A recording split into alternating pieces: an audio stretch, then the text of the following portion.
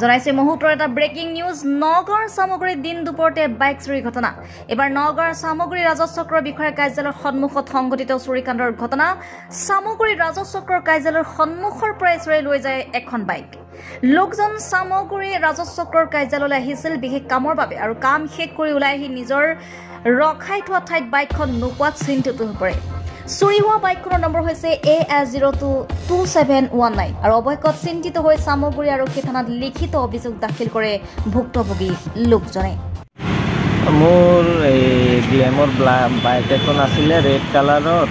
number হ'ল A102B2719 মই মানে সামগ্ৰী চাৰ্কুল অফিচৰ সন্মুখত ৰাখি পেলাই চাৰ্কুলত গৈছিলোঁ আহি পেলাই দেখিলোঁ মোৰ গাড়ীখন নাই যদি কোনোবাই কোনো ব্যক্তিয়ে ক'ৰবাত দেখা পায় তেতিয়া মোৰ নাম্বাৰ হ'ল 9854935110 এই নাম্বাৰত যদি কোনোবা ব্যক্তি দেখা পায় মোক লগে লগে কল কৰিলে হ'ল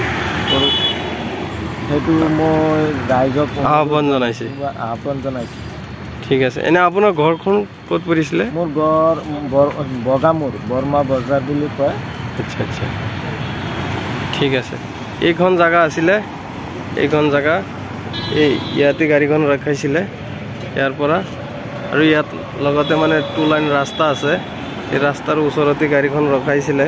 আৰু ইয়াত মানে বহুত গাড়ী আছে অলৰেডি আৰু ইয়াত আপোনাৰ হেৰি আছিলে নগৰৰ পৰা বিভূতি বৰা ৰিপৰ্ট সোহানা লাইভ